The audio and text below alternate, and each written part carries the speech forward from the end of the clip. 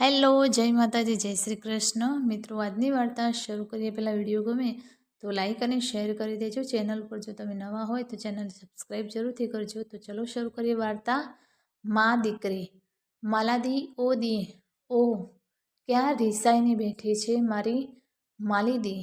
ઘરમાં પ્રવેશતા જ ખુશીને માલા ડ્રોઈંગ રૂમમાં ન દેખાતા તેને શોધતી રૂમમાં પહોંચી. જોઈ તો માલા પલંગ પર મોં ફૂલાવી બેઠી હતી. તેની પાસે જતા, ઓહો, બહુ નારાજ છે ને બેનબા? ઓકે, સોરી, કહી કાન પકડ્યા. માલાએ તીરસી નજરે જોયું. મોં હસું હસું થઈ રહ્યું હતું. ખુશીએ જોયું અને એ હસી કરી ગલીપચી કરીને માલા જોરથી હસી પડી. એ ખુશીને વળગી બનાવટી ગુસ્સો કરી કહેવા લાગી, જુઠ્ઠી, હમણાં આવીશ કહીને કેટલી વાર કરી અને બંને પછી હસી પડી. માલા અને ખુશી નીલાબેન અને પરેશભાઈની દીકરીઓ. બંનેનું ખૂબ સરસ જોડું હતું.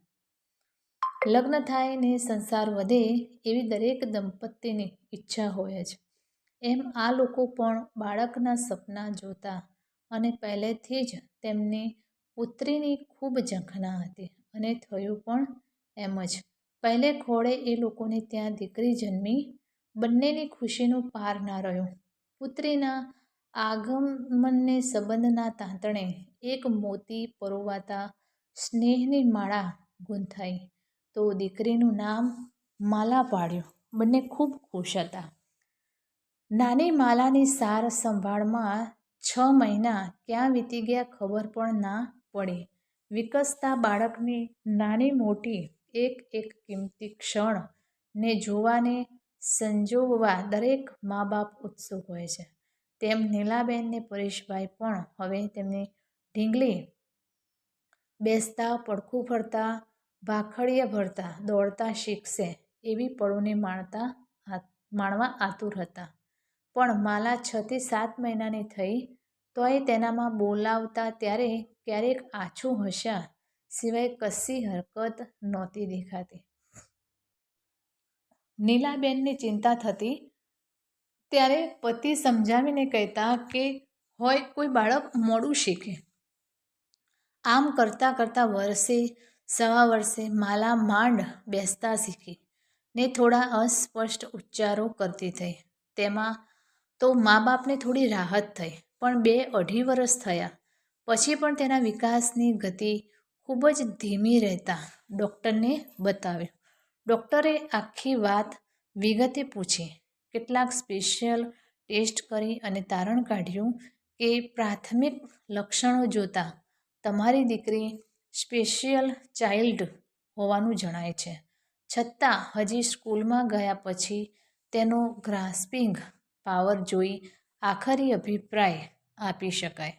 આ સાંભળી નીલાબેનને ખૂબ આઘાત લાગ્યો ને તેમનાથી ડૉક્ટરને પૂછાઈ ગયું, ડૉક્ટર, એટલે તમારો કહેવાનો મતલબ શું છે?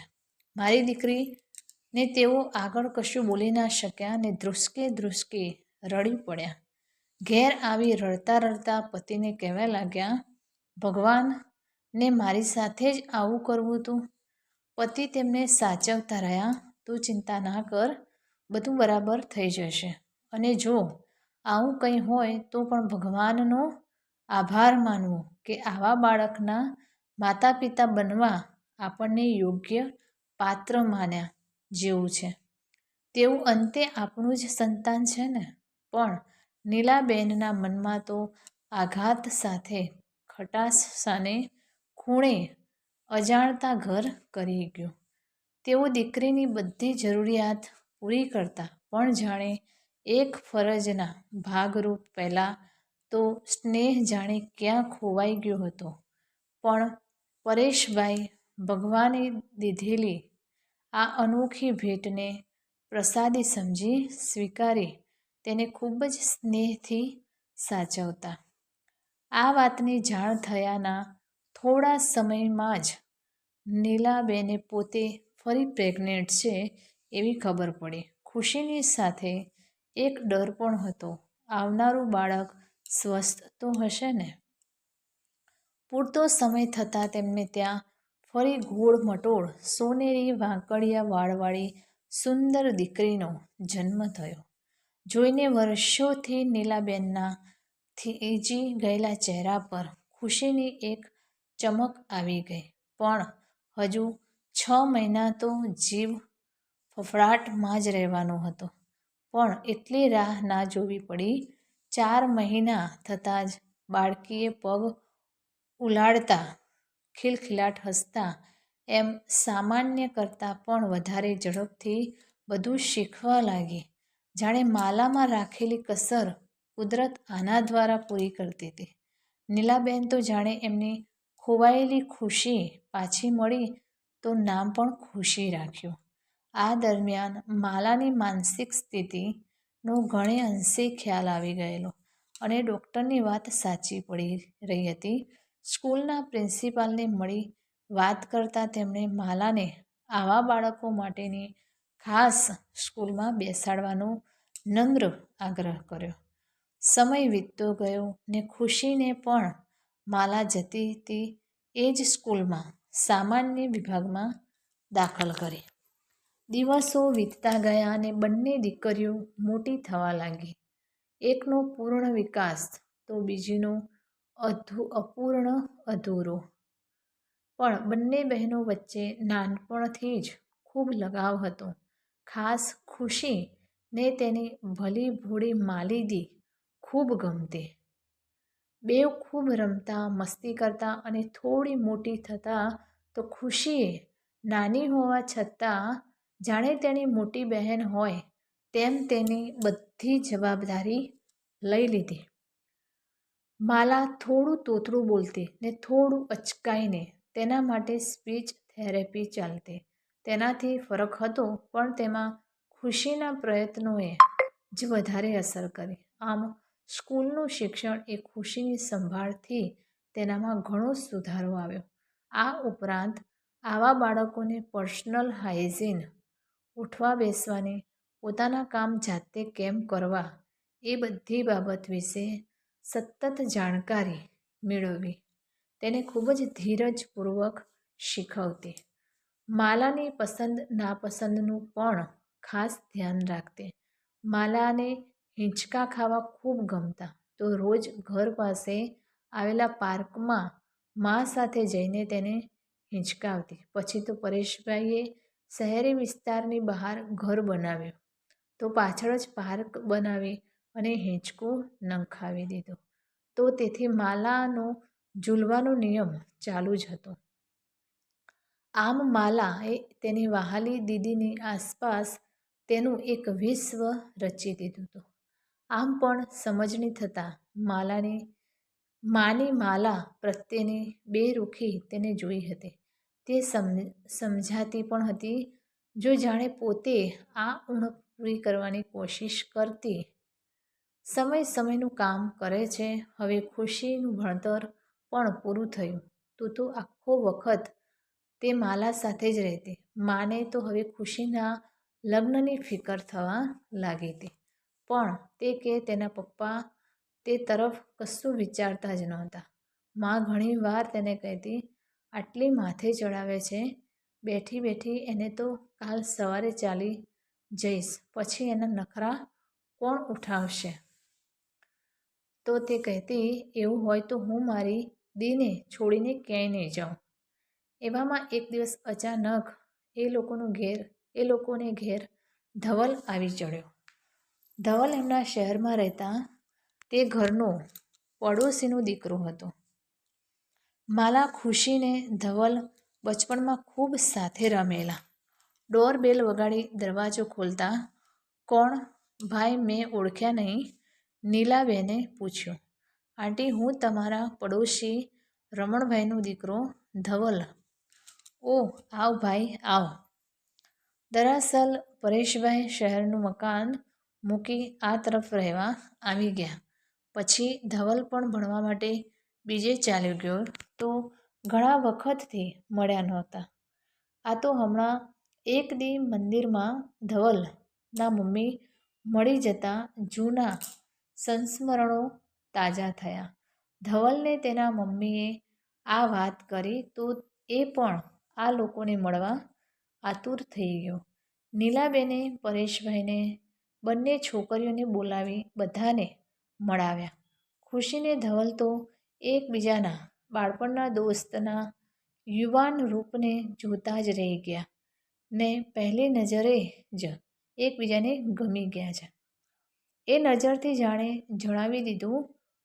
ધવલ નીલાબેનને તો ખુશી માટે ખૂબ ગમી ગયો. તેમને આ વાત પરેશભાઈને કહી તો તેમને પણ આ વિચાર ગમી ગયો.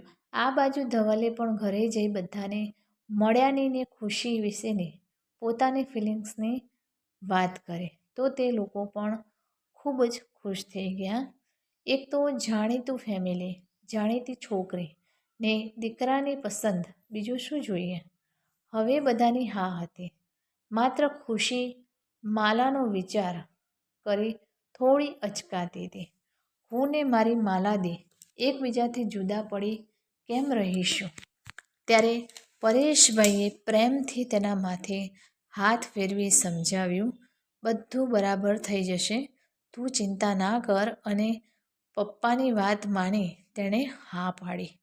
આમ કુદરતે ગોઠવેલું હોય તેમ 2-3 દિવસમાં તો તેમની વાત પાક્કી થઈ ગઈ અને લગ્ન માટે એમ નક્કી થયું કે ધવલની ઓફિસ તરફથી આવતે મહિને વિદેશ ટ્રેનિંગ માટે જવાનું છે. એ પાછો આવે પછી લગ્ન રાખવા ને ફરી પછી જવાનું થાય તો ખુશી સાથે જઈ શકે. તેથી બંનેની પાસપોર્ટની તૈયારી કરીને રાખવી ને આ બધા કામ ઉપરાંત લગ્નનું થોડું શોપિંગ. એથી ધવલ રોજ ઘરે આવતો. ફ્રી ટાઈમમાં ત્રણેય ખૂબ મસ્તી કરતા. ખુશીને રોજ ક્યાંક બહાર જવું પડતું. આજે પણ કામ માટે બહાર ગઈ હતી ને માલા રિસાઈ ગઈ હતી. પણ રોજ આવું જોઈને તેની રીસ ચડી અને ગુસ્સામાં બદલાવા લાગી. બધાને થતું કે ખુશી માટે બહુ પોઝિટિવ છે અને તેને અટેન્શન તેના તરફ ઓછું મળે છે કે ધવલ સાથે વહેંચાઈ જાય છે એવું લાગે, તેથી આમ કરે છે. ખુશી રોજ તેને મનાવી લેતી, છતાં 2-3 વાર એને પહેલાં ક્યારેય નહોતું કર્યું એવું વૃક્ષ વર્તન ખુશી સાથે કર્યું. ફરી એક દિવસ બંને બહાર જતા હતા તો જીદ કરીને બેઠી, હું સાથે જાઉં, પણ પાસપોર્ટ ઓફિસે જવાનું હતું, ત્યાં તેને કેવી રીતે લઈ જવાય. ખૂબ સમજાવી પણ જીદ ના છોડી તો મમ્મી ખીજાઈ ગઈ. હવે તેને છુટ્ટી મૂક, કાલ સવારે ચાલી જશે, પછી શું કરીશ? હે, તું મને મૂકીને ક્યાં જવાની છો? સાસરે. સાસરે એટલે શું? તેના લગ્ન ધવલ સાથે થશે ને એટલે તેની ઘરે રહેવા જશે, તેને સાસરું કહેવાય. તો હું પણ તેની સાથે જઈશ. તારે ના જવાય, જેના લગ્ન થાય એ જ જાય.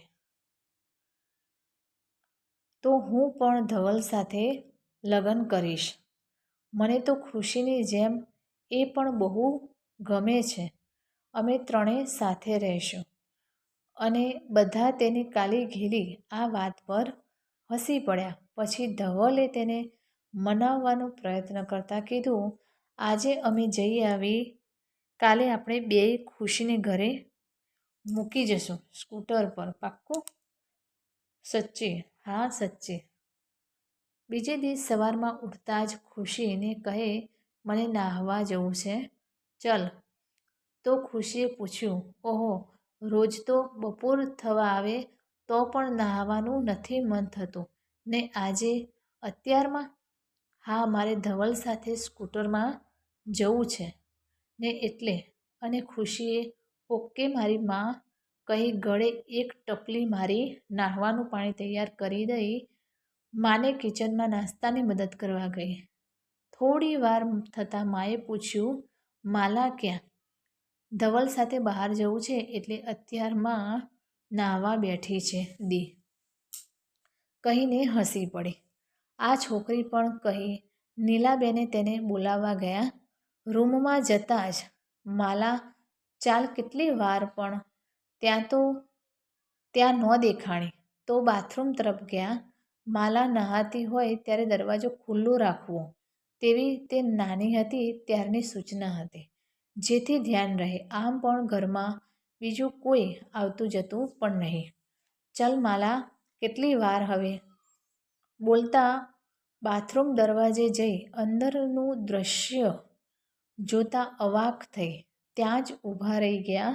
માલા તેના અનાવૃત શરીરના ઉભારને વિસ્મયતા સાથે વિચિત્ર રીતે બેધ્યાનપૂર્વક પણ ધ્યાનથી અરીસામાં જોઈ રહી હતી.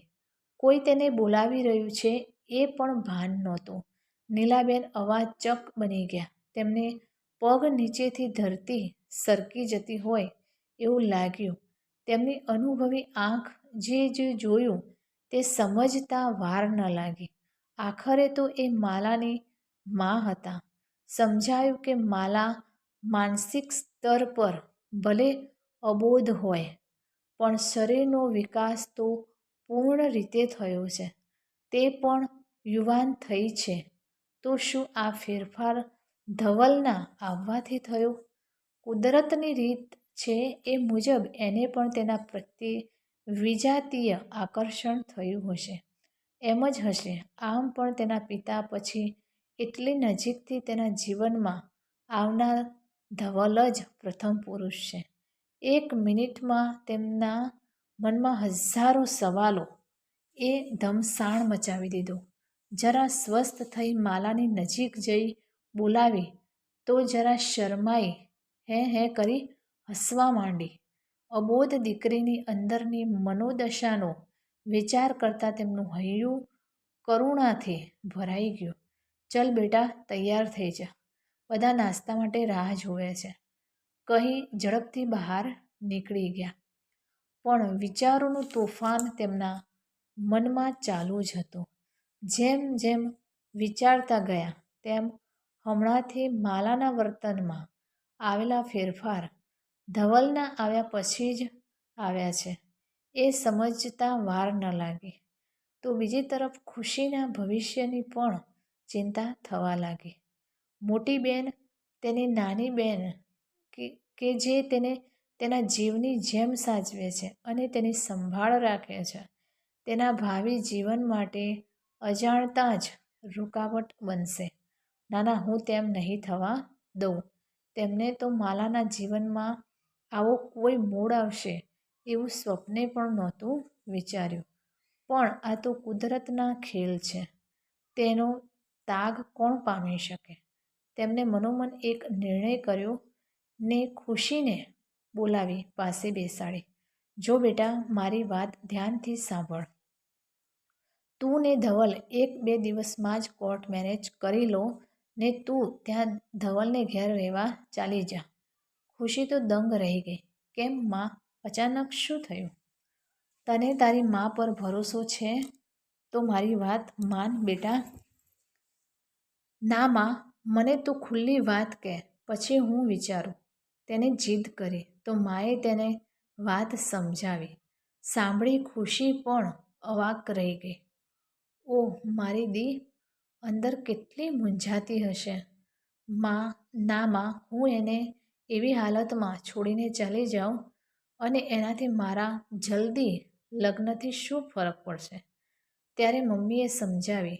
જો બેટા, તારા પ્રત્યે જલન કે પૂર્વગ્રહ કે પછી ધવલ પ્રત્યે ઘેલછા વધે એ પહેલાં તમારું બંનેનું તેનાથી દૂર જવું જરૂરી છે. તેનામાં ઉભરાતા આ ઝંઝાવાતનું દમન નહીં પણ પ્રેમથી શમન કરવાનું છે. ત્યારે ખુશી અવઢવમાં આવી વિચારવા લાગી. એક તરફ જે જીવ જેટલી વહાલી છે તે તેની દી છે, તો બીજી તરફ જેને દિલ આપ્યું છે. શું કરું? માએ તેની મનની વાત જાણી તેને લગ્ન કરવા મનાવી. આજે તેની મમ્મી તેને નવી મા દેખાતી હતી અને તે મા છે. એટલે જ મેં માલા વિશે એટલું જાણ્યું હોવા છતાં તેને એટલી નજીક રહી હોવા છતાં હું જે ન સમજી શકી તે માએ જણાવી લીધું. માલાદીનું મન અને મારું પણ. અંતે તેણે હા પાડી. 3 દી પછીની તારીખ મળી જવાના આગલે દી ખુશી આખો દી માલા સાથે રહી. તેને ખૂબ હિંચકા ખવડાવ્યા, રમી અને વારે વારે રોઈ પડતી. રાતે તેને વળગીને સૂઈ ગઈ. સવારે માલાનું માથું ચૂમી ચૂપચાપ એ સૂતી તેને ભારે હૈયે નીકળી ગઈ. ઉઠીને માલાએ તરત ખુશી વિશે પૂછ્યું. બહાર ગઈ છે, હમણાં આવશે કહી નાસ્તો કરાવ્યો. આખો દી પૂછતા પૂછતા ગયો. બીજો દી થયો. હવે થોડી અકળાઈને પૂછવા માંડી. થોડી ધાંધલ પણ કરી. ત્રીજે દી તો કંઈ બોલ્યા વગર દરવાજે જ ઊભી રહી. પછી સાવ સૂન મૌન પડી રહી. ખાવામાં પણ રસ નહોતો. દીકરીની આવી હાલત જોઈ નીલાબેનનું માતૃહૃદય દ્રવી ઉઠ્યું. તેમનાથી તેની આવી હાલત જોવાતી નહોતી. કંઈક વિચારી બહાર ગયા. થોડી વાર પછી આવ્યા. અસલ ખુશીની અદાથી, માલાદી ક્યાં ગઈ મારી દી? બોલતા તેની પ્રિય ખાવાની વાનગીની પ્લેટ લઈ અંદર આવ્યા. માલાએ લહેકો સાંભળી આંખ ખોલી. જોયું તો માને ખુશીના વેશમાં જોઈ. એવા જ કપડાં, એવી જ રીતે ઓળેલા વાળ, એવા જ એરિંગ અને એવું જ મીઠું હસતી. માને જોઈ તેનું મોં મલકી ગયું. માએ પાસે આવી પ્રેમથી માથે હાથ ફેરવ્યો. મારી દી, નાના મારી દીકરી, ચલ થોડું ખાઈ લે, પછી આપણે હિંચકા ખાશું, રમત રમશું. શું ગમશે મારી દીકરીને? મા તરફથી પ્રેમની આવી ફુહાર પહેલી વખત અનુભવતી. 4 દીથી આ લહેકા માટે તરસતી માલા માને વળગી પડી. માનું હૃદય સ્નેહ અને અનુકંપાથી ભરાઈ ગયું અને આંખમાંથી આંસુની ખારાશ સાથે ખટાશ પણ વહી ગઈ અને વર્ષોથી ચણેલી બનાવટી દિવાલ ધસી પડી. એકવાર બેન મા બની તી, આજે મા બેન બની ફરી મા બની ગઈ અને 4 દિવસથી પોતાની દીનું મોઢું જોવા તલસતી છતાં મન મક્કમ કરી બેઠેલી ખુશી આજે ન રહેવાતા છાની માની આવી ચડી હતી. તેને મા દીકરીના મિલનનું આ દ્રશ્ય બહાર ઊભા જોયું. તેની આંખમાંથી ખુશીને ધરપતના આંસુ છલકાઈ ગયા. તે કશું બોલ્યા વગર ત્યાંથી હળવા હૈયે પાછી વળી ગઈ. તો મિત્રો, આ કહાની તમને કેવી લાગી તે કોમેન્ટ કરીને જરૂર જણાવશો. ને વિડીયો ગમ્યો હોય તો લાઈક અને શેર કરી દેજો. ચેનલ ઉપર જો તમે નવા હોય તો ચેનલને સબસ્ક્રાઈબ જરૂરથી કરજો. ફરી મળીશું આવા જ એક નવા વિડીયો સાથે, વાર્તા સાથે. ત્યાં સુધી નમસ્તે, જય માતાજી, જય શ્રી કૃષ્ણ, હર હર મહાદેવ. Thanks for watching.